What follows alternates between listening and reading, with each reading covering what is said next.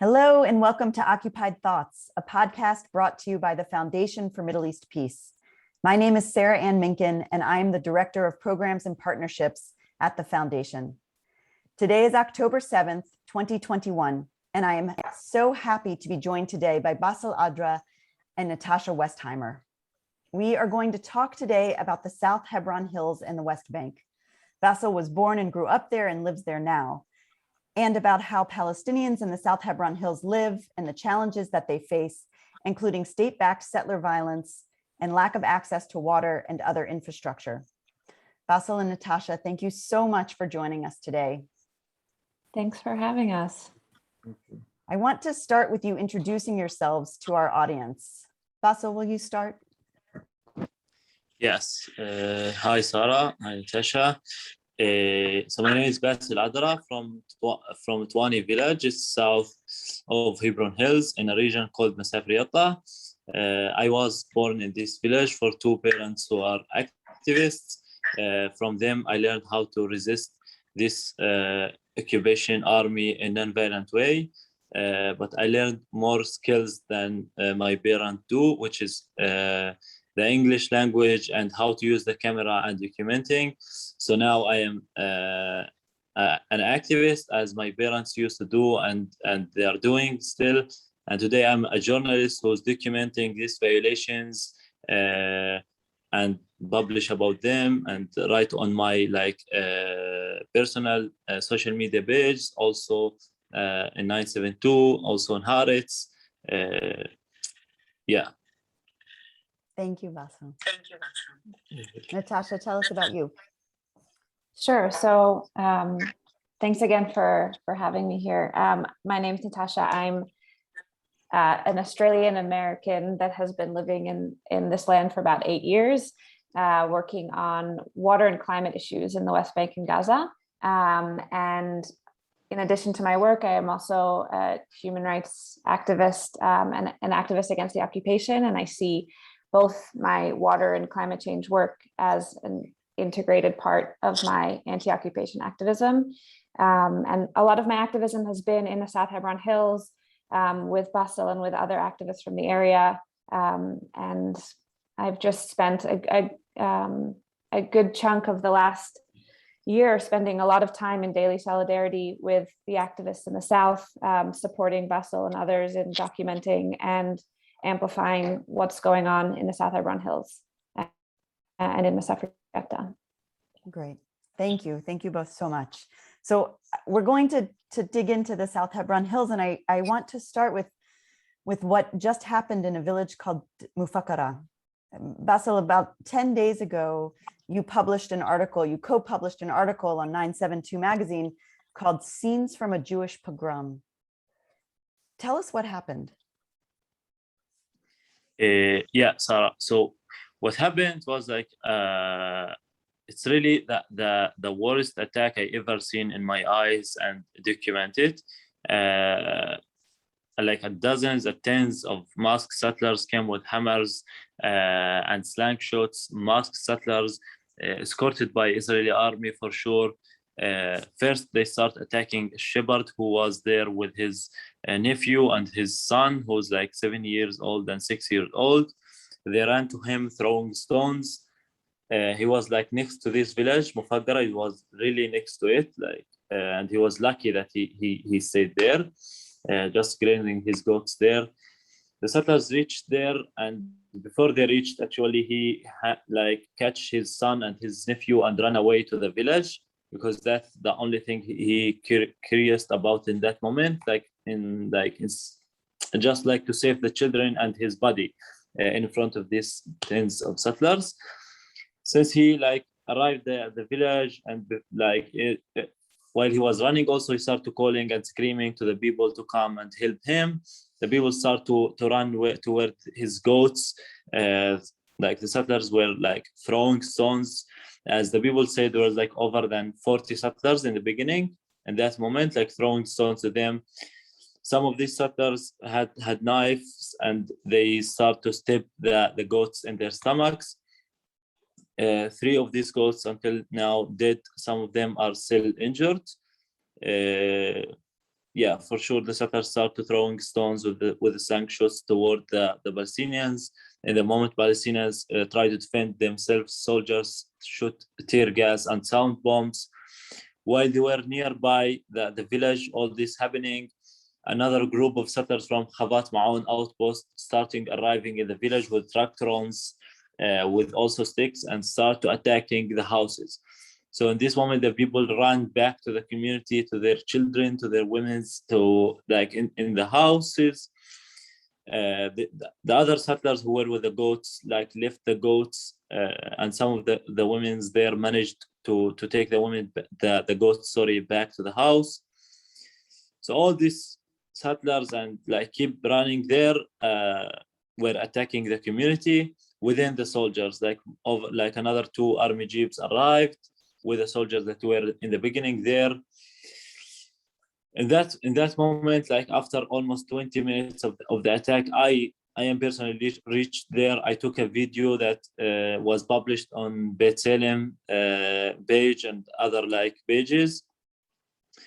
And yeah, that was really the worst moment for me. Like I hear the women are shouting, the children are really screaming and crying and running down like out of the houses down to the valley, and settlers were everywhere in the houses of Mufaqara. Like I stand next to by like the first house in the village where at least 20 settlers damaging cars and the house.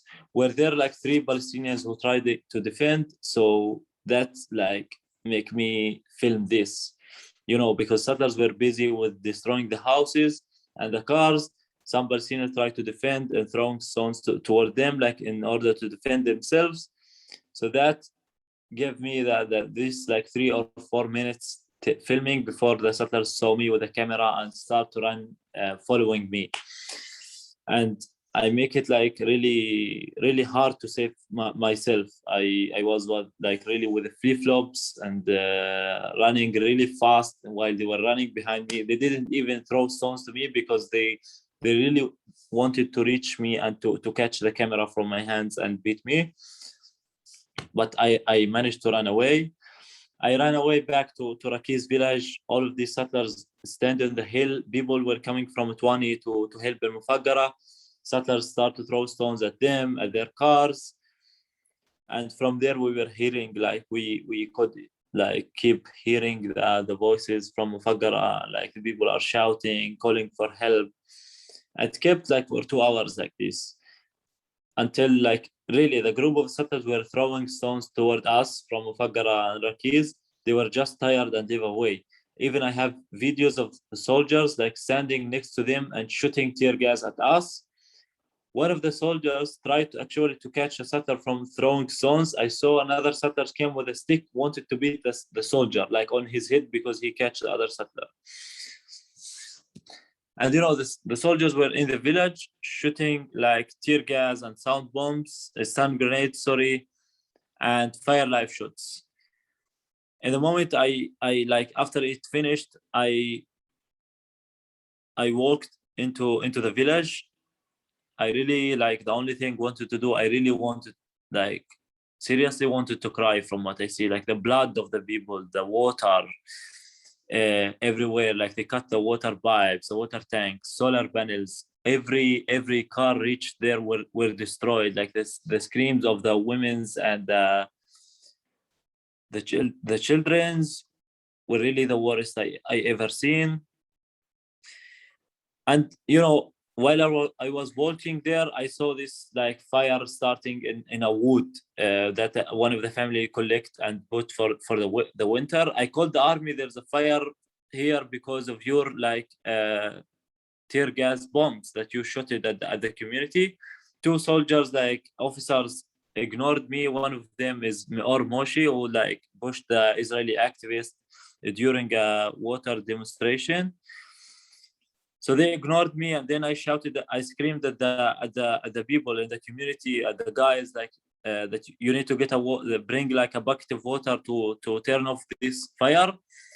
When 2 guys ran, then the soldiers came back to me. two soldiers actually helped in turning off the fire, and this Mormoshi filmed the thing, told me that I did the fire. I was saying him, no, you did it. There's the tear gas bomb. What the fuck are you saying? It's unbelievable. After this like big pogrom that you did, look at all the whole community is destroyed. So he just took this clip of 2 seconds, I don't know, 12 seconds, sorry, and later was published on like channel 12.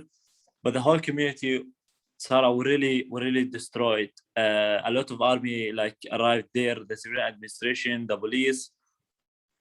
The settlers stand next by, no one talked to them. No one like even asked these masked settlers their IDs. The army claimed that they arrest a settler from the incident itself, which was not true. It was like a drunk settler came from Abigail after the attack.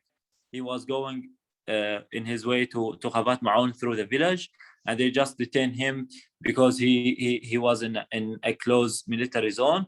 But they didn't arrest any settler who has the knife and like step the goats or like were destroying the windows or the houses, until there was like a big campaign on media. They start to claim that they arrest, I don't know, 4 or 5 settlers, and then some of them are released. But the idea, they don't arrest settlers in the incident itself. And what happened after the settlers did all this big pogrom, all these like attacks against Mufaqara, there was like dozens of soldiers and police and civilian administration.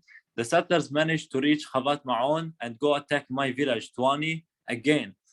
Even there was like a lot of soldiers around, even around Khabat Ma'un. They managed to reach one of the 20 houses and throwing stones there. After that, the army like decided to move and start even to shoot tear gas again at us as a Palestinian and shooting firelight shoots. So just to mention about settlers attacks, Sarah, it's really started when these illegal settlements were established in West Banks and on our lands. But the idea is they keep improving their attacks, their policies. They started with settlements. Then after the second intifada, actually during the second intifada, they started with these illegal outposts. This specific year, like 2021, they started with a new policy, which is like the farms.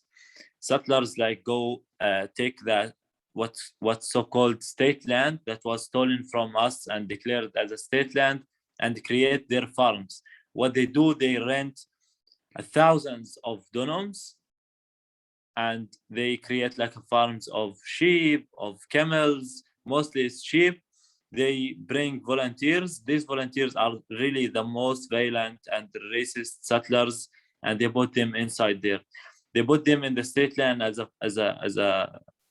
a farm for the settlers. And what these settlers do, they go attack our fields, our olive trees, like going with their goats or destroy the fields during the night, and managing and organizing this kind of attacks. Since May, in a-Tuwani and Mufaqara and Rakis, like this area next to Khabat Ma'un, we are facing really managed, like a really organized attacks by the settlers. These attacks not happening by chance or something like, it's really organized, like very clear. They bring a big number of settlers in holidays, especially in Saturday, which is the Jewish holiday, and the Jewish holidays, like in general, as was happened in the 28th of September.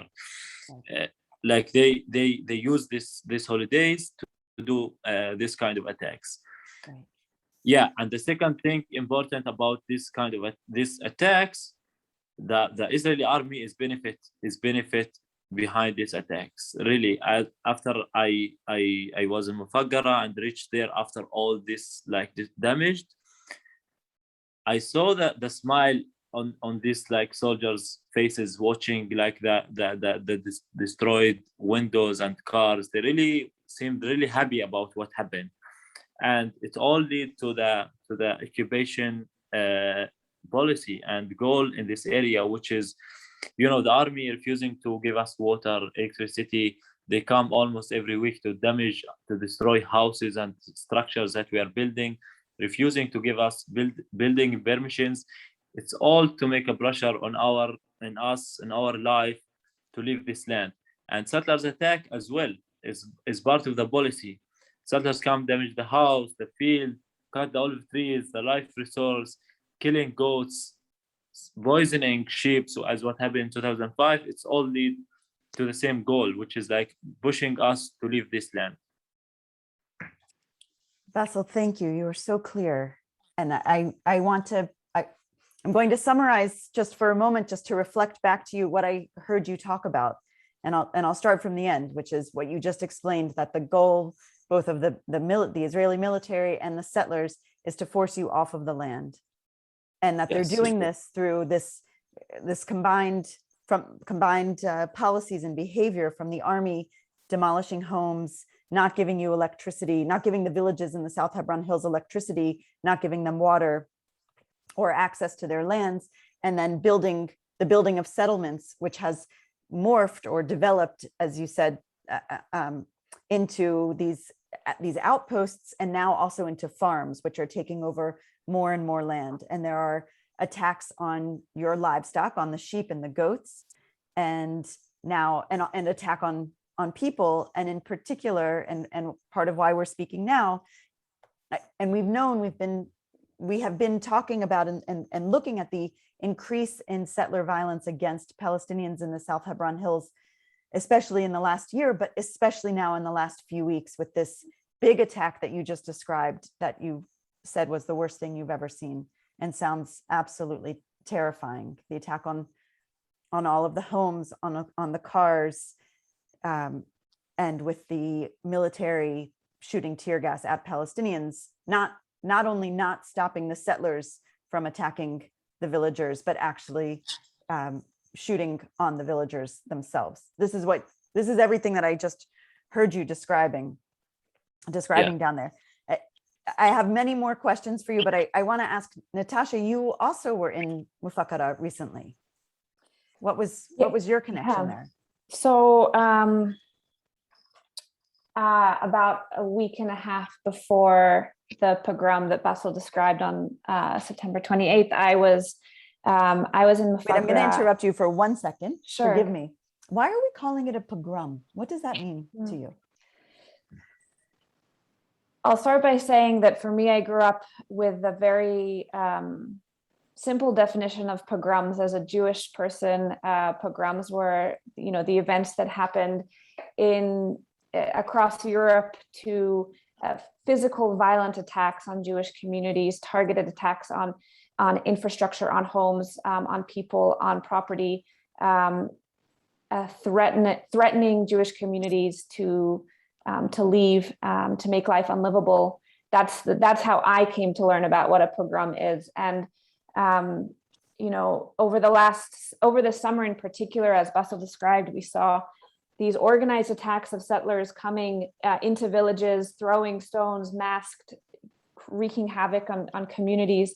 Obviously, what happened September 28th was worse than I've ever heard or seen before as well.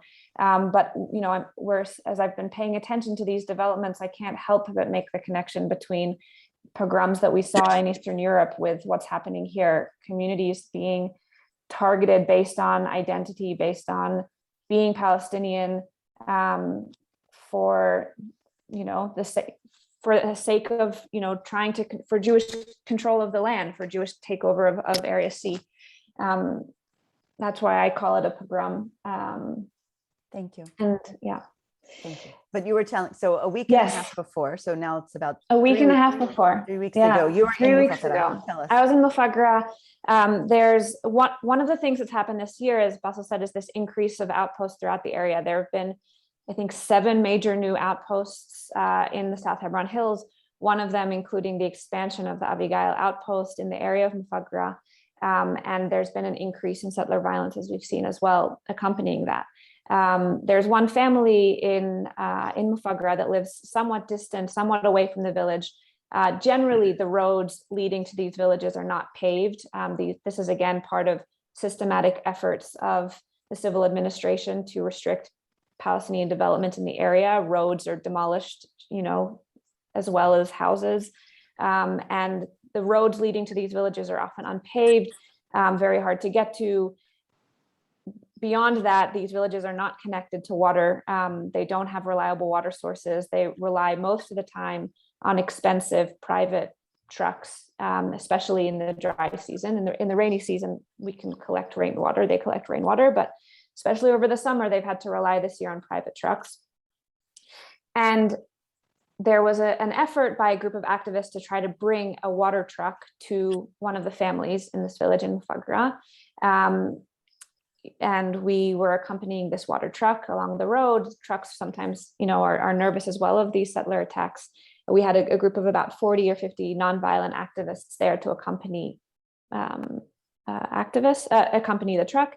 And we were immediately met by the army throwing tear gas, throwing stun grenades, without even declaring it a closed military zone, which is a tactic they often use to try to prevent activists from moving in the area. They just bombarded this group of activists with extreme physical violence. Basil mentioned Ma'or Moshe, one of the officers in charge, was seen throwing an elderly Israeli man off the road incredibly violently. And this is one video that went viral, and the commander even was reprimanded, which is very unusual that a case was even opened. But the extreme physical violence was really something I hadn't seen to that extent for something as simple as accompanying a water truck. I myself was injured in the chaos. I broke a bone in my hand. I'm in a cast. It's not the prettiest thing in the world.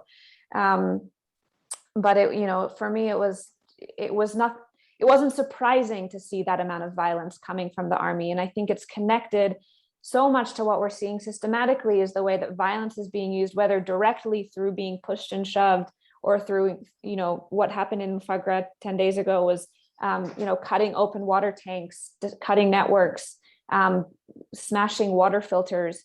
This direct violence we see, but we also see the indirect violence in the way that the civil administration, the way the army, the way settlers are systematically making it difficult for Palestinians to live in Area C through denying them water access, through denying them connections to networks, through demolishing infrastructure.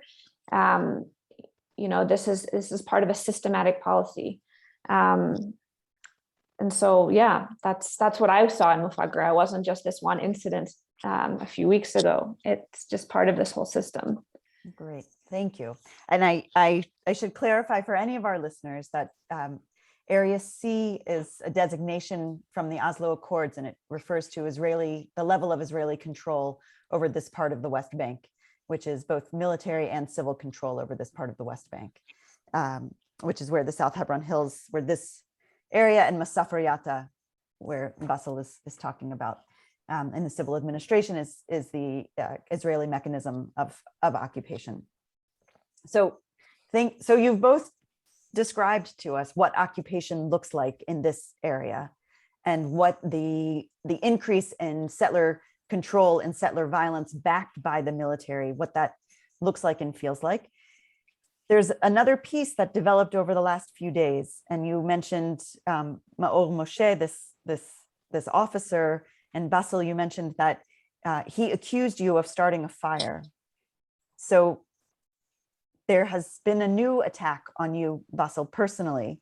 And yesterday you published yet another article called "I Filmed a Settler Pogrom. Now the Israeli media is smearing me." And I want to add for our listeners that all of the articles that we're mentioning are all available on our website, and you can find the links there. But Basil, tell us, what is this new attack on you? What is happening now? Yeah, so what's happening now is really crazy and unbelievable. I seriously, I can't believe the thing that they are doing, especially to go through a channel like 12 channel. We have more good evidence and proofs to prove who's doing these things. They could have asked us, and I can personally show them settlers shooting fire live and setting fire in homes, cutting olive trees, whatever they want. We have evidence. but they wanted to take this like clip of 12 seconds, the soldier telling me, I set a fire. I told him, no, you set a fire, and I filmed the tear gas burning the fire. And they just took the speech of the soldier as a evidence, as a proofs, to prove that I started the fire. I was shocked that they didn't contact me, they didn't ask anything, and they just published my name, my details as an activist on like Channel 12 and their Twitter, making a campaign, and settlers publishing it everywhere that I started the fire, to claim that a Jewish doing it. I can understand that these settlers want to do something like because they seem bad, like everyone know about Mufaqara, Pogrom, and about what the soldiers doing. But to go through a channel like through a media, it's crazy. Like, it's really shocked me, and they are targeted me, and I am not the only one who's targeted. As an activist here, especially documenting and writing about the occupation, about the violation, about the attacks that they are doing, they are trying to attack us. So now, yeah, they started with this clip on Channel 12. Then they published my name, my details on Twitter, that I am that I started this fire. They want to upside down the truth about what they did. Then when it's clear that they don't have evidence about it, it's just soldier telling me that I started a fire. I told him, no, you started it. They started, using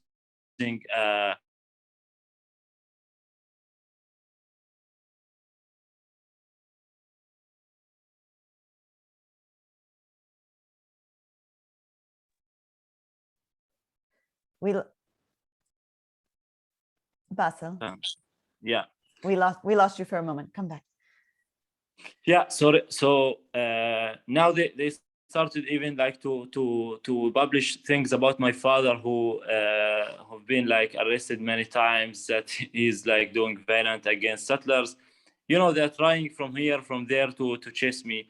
Other activists in the area, like my friend Nasser, who's facing like detention in the army checkpoints, and telling him, you are wanted, you like the army need you to be arrested, but they don't arrest him, but let him waiting in checkpoints for hours, in claiming that they are checking his ID, that he's wanted.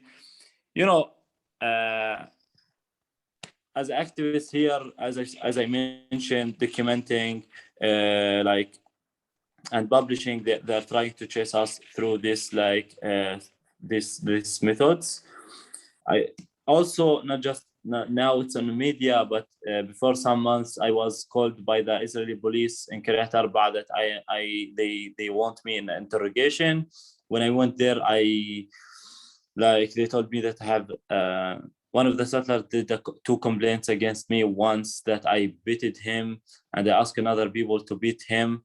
And the second complaint that I go to is like land every Friday, and I bring people there, which is both are not true. The land was like a Palestinian land, then the state take it and make it like state land, and then give it to the settlers to create farms there.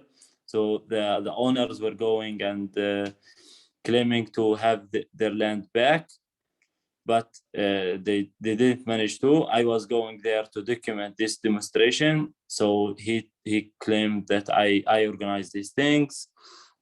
And about beating him, he just say it. And like here, I'm talking about the policy, how the Israeli police dealing with the complaints. Like when a complaint comes from a settler, they deal with it. They call us, they come, they arrest us during the night, make us pay fine, taking us to the court, as what happened with my father also in February. They make him pay 7,000 shekel without any evidence to prove that he did something against these settlers. With me, the same thing. They make me pay money in the police station without any evidence. In the other hand, I was attacked by the settlers in 2019. They attacked me with their dog under Khavat Ma'on while they were attacking family that picking the olive trees. I did a complaint. the same settler attacked 2 people with the same dog.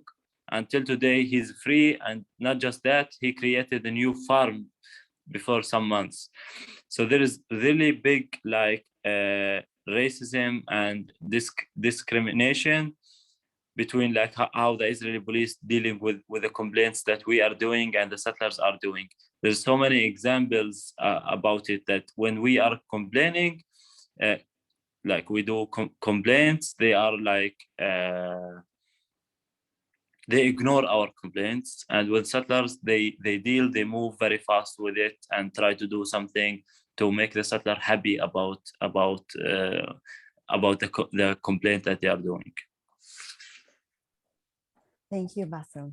You are sharing with us what this harassment, this ongoing and continuous harassment looks like. And I want to ask you, you started by saying to us that your parents are activists also, and that you learned this activism from them, but you added your own skills of learning how to document with the camera and journalism and your use of the English language. I want to ask you, what is the goal of all of your activism and your parents? What are you trying to achieve? We really try to achieve a good life as other humans living, like to have to stop being harassed by Israeli settlers attacks and soldiers like arrests and checkpoints, and more than that, to have our right to living in our own land, building our homes, our schools, our clinics, our roads, our water, our electricity, like to have our life requirements, including the homes, without being demolished and destroyed by the army or the Israeli settlers. And like, yeah, the big goal is really to end the apartheid and the occupation. Like every day they're stealing land, they're destroying something, they're planning something, expanding of settlements, farm, outposts. On the other hand, destroying the Palestinian community. We're trying to stop this and calling for our justice. Thank you. And Natasha, I want to ask you, you're not from this area. What drives you to spend so much time with Basil and the other activists? You said you're in solidarity every day. Yeah. To me, it's quite a simple answer. I think I'm just a human that's oriented towards doing what's right, fighting for human rights. I of course, this is, a lot of it has to do with my Jewish heritage and growing up in a community where we learned how critical it is to, support communities in living lives with access to basic rights. And that's how I got into water, because it was the first time I understood that denying Palestinians access to water was something I just I couldn't tolerate. And through that came to really understand what's really happening here. And as Basil mentioned, it's the system of apartheid that's happening here is just something that what's right and wrong for me. It's a question of how I will fight for justice. And I'm not from here. That's always been something that keeps me very conscious of my position in this, and how I can be supportive as somebody that's not an Israeli citizen. I'm not Palestinian, of course, either. But for me, it's really important that I can both take what I'm learning about through Basil and through others in the area and amplify it in the communities that I'm from, to make sure that Mufaqara is a name on kitchen tables across the US, that congressmen in the US are also putting pressure on the Israeli government to take action and to be a part of the system that's working to stop the occupation globally. That's a role I can play, and that's why I keep coming back. Yeah. Thank you. Sure. Thank you both. I have so many more questions for both of you, But for the purpose of this conversation and this podcast, I'll just ask you my last question. Is there anything else that you want an American and an international audience to know?